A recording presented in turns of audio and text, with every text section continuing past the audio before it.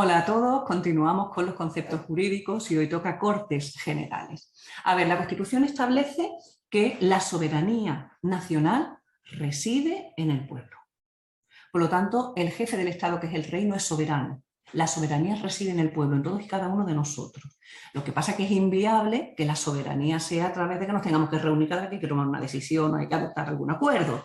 Por lo tanto, la soberanía reside en el pueblo y se crea un órgano en el que se canaliza esa soberanía, que es el llamado, es un poder, el poder legislativo. Y ese órgano, si es estatal, se llaman Cortes Generales.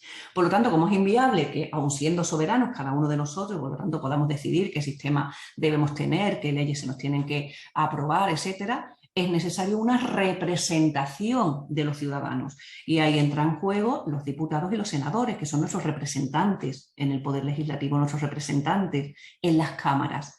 Son nuestra voz dentro del legislativo. Vale. Las Cortes Generales es lo mismo que decir poder legislativo estatal. Y las Cortes Generales son bicamerales. Las generales.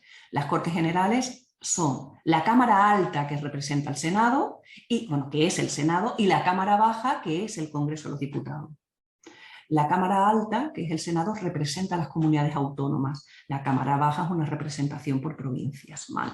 Entonces, el Congreso más el Senado es igual a Cortes Generales, pero ojo, no es necesario que para cada actuación se requiera que estén ambos. Es decir, hay cuestiones que se exigen que las Cortes Generales estén en pleno, ¿vale? Que estén todos. Y eso normalmente está relacionado con cuestiones que tienen que ver con la corona. Luego, en otras ocasiones necesitamos que actúe tanto la Cámara Alta como la Cámara Baja, solo que se hace primero la tramitación en una Cámara, por ejemplo, una tramitación de una ley en la Cámara Baja, luego se remite a la Cámara Alta, que es el Senado puede hacer, por ejemplo, enmiendas a las leyes y la vuelve a remitir al Congreso. Es decir, a veces tienen que actuar de forma conjunta y a veces tienen que actuar los dos, pero no de forma conjunta. Primero actúa la Cámara Baja, lo envía al Senado, que es la Cámara Alta, actúa y lo devuelve. Pero a veces, y esto es importantísimo porque en examen a veces nos pillan, necesitamos solo de una de las dos cámaras. Por ejemplo, todos manejamos el 116 de la Constitución, que son los estados excepcionales, alarma, excepción y sitio. ¿Vale? Para decretar cada uno de ellos se exigen requisitos distintos, ¿no? Lo que me importa en el concepto de hoy es lo siguiente. El estado de alarma lo decreta el gobierno y lo comunica al Congreso. Si ya quiere prorrogarlo, necesita la autorización del Congreso. Pero fijaros, del Congreso, no de las Cortes. De hecho, para los estados excepcionales el Senado no pinta y nada. Ya sea el estado de alarma, ya sea el estado de excepción, ya sea el estado de sitio, la Constitución nos habla del Congreso de los Diputados. El Senado en cuestiones de estados excepcionales ni siquiera es oído.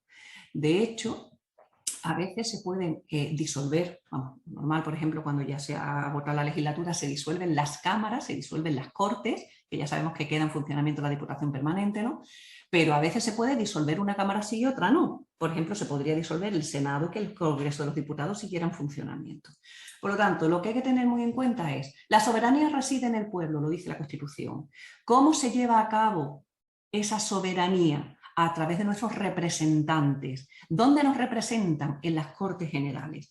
Ojo, si en vez de hablar a nivel estatal habláramos de nuestros representantes, por ejemplo, en cuestiones que solo afectan a una comunidad autónoma, por ejemplo, yo que soy andaluza, que solo afectará a Andalucía, nuestros representantes estarían en las asambleas legislativas, en concreto, Asamblea Legislativa Andaluza. ¿De acuerdo? Además, recordad una cosa, nosotros cuando votamos no votamos a un presidente del gobierno. Nosotros votamos, como soberanos que somos, a quienes nos van a representar. Constituidas las cámaras, ya sea a nivel estatal o autonómico, si es a nivel estatal, el Congreso de los Diputados se hacía ¿qué? Se tenía que hacer una propuesta de presidente del gobierno y luego habría que darle la confianza de la Cámara, solo la Cámara de Congreso de los Diputados. Si obtiene, en la primera vuelta era mayoría absoluta, de las 48 horas mayoría simple, obtiene la mayoría, se convierte en presidente del gobierno. Por lo tanto, yo no voto a un presidente del gobierno, yo voto a quien me representa en la Cámara. Y una vez que me representa en la Cámara, ya luego empieza el juego democrático de cómo funcionan las cosas, ¿de acuerdo? Yo,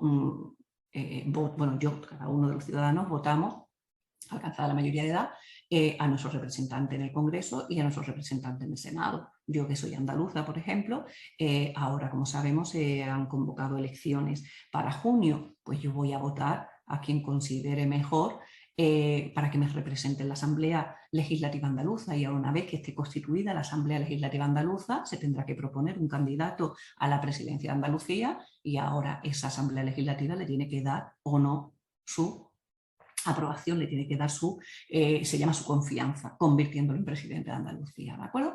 Entonces, no olvidéis que cuando nos dicen en la Constitución que la soberanía nacional reside en el pueblo, la forma de llevar a cabo esa soberanía nacional es a través de las Cortes Generales, si es estatal, o de las asambleas legislativas, si es autonómico. Y somos los ciudadanos soberanos. Eso es lo que la Constitución dice. Un abrazo.